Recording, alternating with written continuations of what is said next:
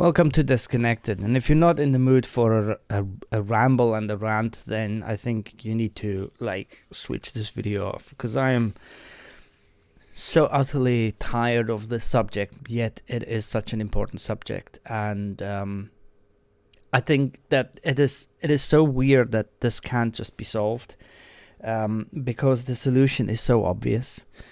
Now, I'm not going to talk about banning guns, because I honestly think that is not entirely necessary and possibly even the last resort, but obviously it's on the books here. But here we have the victims of the last shooting. Now, I'm sure by the time that this shooting takes place and me making this video, there would have been another mass shooting in the US and another bunch of people killed by guns. Right, so let's just remember that while we read these names: Catherine Coons, Mike Hill, Cynthia Peake, Evelyn Dickhouse, William Kinney, Hallie Scruggs. I think the issue that I have here is the way that, like so many of the others, what am I talking about? Like every one of the other mass shootings, it always becomes a political football rather than a discussion of, Jesus, how are we going to save people's lives? Because this is becoming untenable. It's not. We know it's a problem. It's pointless to say it's a problem. Or America has a problem with guns. It isn't. It is literally a tragedy, a travesty, a horrific situation that you have so many people dying. And the irony of all this is that those people who want to do the least about it or come up with the dumbest ideas of how to solve it are exactly those kind of people who would also be hyper-Christian and want and should theoretically therefore try and do everything to save lives and help society and turn the other cheek and all those things that Jesus promotes. What I mean by that? Well, the biggest group who will lobby for or against banning any guns, for example, are also the same ones who want to, who love all life and want to save the children by banning abortions and stuff like that. So it's this contradictory, weird ideology that they have. I want to keep my gun, even though. Okay, I'm going to get to what I feel about the whole gun issue in a second, but let's just think about the logic behind that. All life is precious, so we're going to try not to have people have control over their own body and their own decisions, and we want to ban abortions. Yet at the same time, their country quite obviously has a massive problem with people dying from guns, gun fatalities. And they absolutely will not do anything about that. In fact, they want to make it worse. In fact, I'll show you why I say that.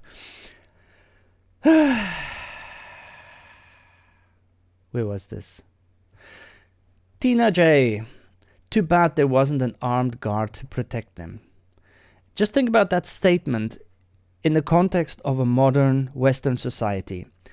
Too bad there wasn't an armed guard to protect them. Saying that, too bad the school didn't have an armed guard to protect the people inside. Think about what that says about your country. Too bad there wasn't an armed guard to protect them. Somalia is safer than the USA. I'm not an American citizen yet. I feel so much outrage at this. That this is the new normal. Please, Americans, you have to come together for the sake of the children and selfless teachers. Sadly, this was preventable. Say no more. Democrats are the first to tell transgenders to arm themselves. And it goes much deeper. A real journalist, unlike CNN, can show you the facts of what I just said. Not the trans community. Obviously, this is not the trans community. Transgender killer targets Christian school. You still ignore the elephant in the room. You see how people misconstrue, or I don't know if they're stupid, fucking dumb as fuck and misconstrue it therefore because they can't logic shit out, or if it's a deliberate attempt at promoting their own ideology. So here's the deal, from my personal perspective. Guns are not the problem. It is 100% the person pulling the trigger that is to blame and is the problem. And some of the proof lies in the fact that there are many countries which allow people to have many, many guns, and they just don't have this issue. This issue with gun crime and people and mass shootings is 100% a societal issue. America is fucked to the core. It is broken. Its society is broken. It allows fundamentalists, which go as far as fascism. It allows a society to be so awful to each other that there is no other way that certain people will just crack. They will crack. And there is no need for that, because as a society, we need to look after not just ourselves, which is the American way, but we need to look after each other. Why do we need to look after each other? Because it is a simple fact that if everybody is well and doing well, then you are doing well. The American ideology seems to me, at least from a outside perspective, is that in order for me to do well, I need to step on somebody else. For me to do well, I need to take from others. For me to do well, I need to be the person that is the most aggressive at taking for myself, because it's a dog-eat-dog world. Now, it is a dog-eat-dog world, but as you can see with many countries who don't act like that, it isn't necessary anymore. We have evolved further than this. We don't need to do that anymore.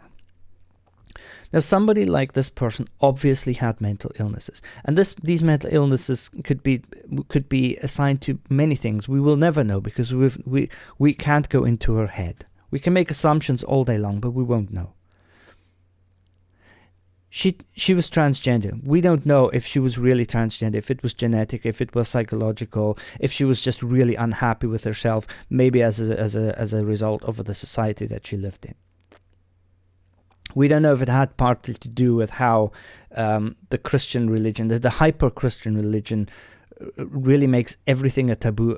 And if you fall out with that kind of mindset, then you sit in that society which is overwhelmingly Christian, or in that area which might be hyper-Christian, that you feel so left out that you don't know where to go anymore. You just don't know. You don't know how many lives this hyper-religion ruins. So there's so many things to say about this, but the one thing you can't do is to now make this a political Democrat Republican issue, because it isn't. This is literally, both are to blame for this horrific state of the society, the horrific state the society of the States is in, especially in certain areas. Now, to come back, I am the last person. I hate things being banned. I hate speech being banned. I hate guns being banned, knives being banned, all these kind of things. The solution, in my opinion, is so simple. Somebody does something bad with a gun, you put him in jail forever, right? You make it a real deterrent. You make the law a real deterrent. But you also have to clean up your society. Your society has to be a place where everybody can live in and feel comfortable and prosper and thrive. Your society just has to be that. Because if you don't do that, you get these problems. Now, saying I'm against banning guns, there is another level to this, which is, if you quite obviously have a problem, a serious problem with something, then you might have to go down that route. So I would go as far as saying, when it comes to America and their horrific gun problem, yeah, America probably should ban guns. That goes against everything I believe in. But the reason I say that is very simple. If there was the odd accident, or the odd crazy guy that goes around doing stupid things and killing people, you could argue that people kill, not guns.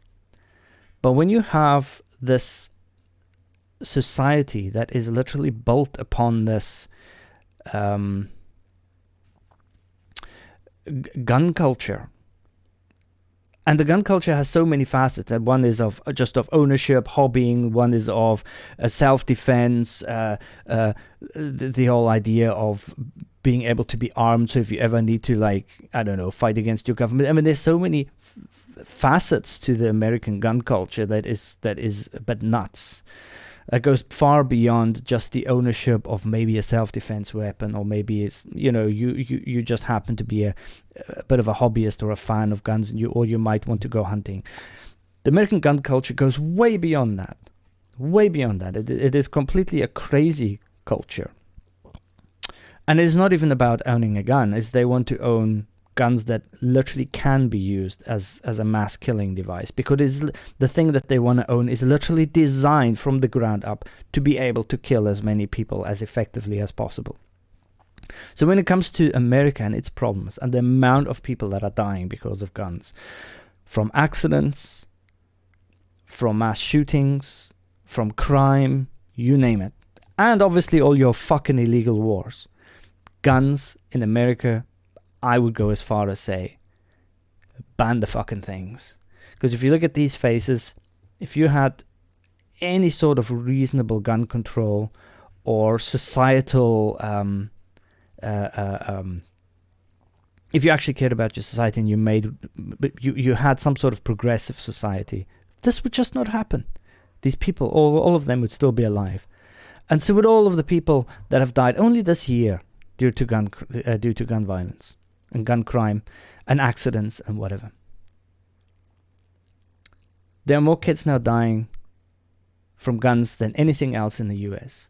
So if you really give a shit about your kids and your people, you're going to have to take the step, as at least until the point when you fix your society. So at least take the tool that they can really kill masses of people with away for now, until you can fix your ridiculously broken, crazy society. If you want to live in a nice society, if you want to prosper, and when I talk about prosper, I don't talk about having a lot or becoming rich. Prosper, if you really think about it, is about having a long, enjoyable, loving, caring life. That is what prospering to me means. Not this pursuit of wealth, because that brings nobody anything. How many rich people are really, really, really happy? Okay?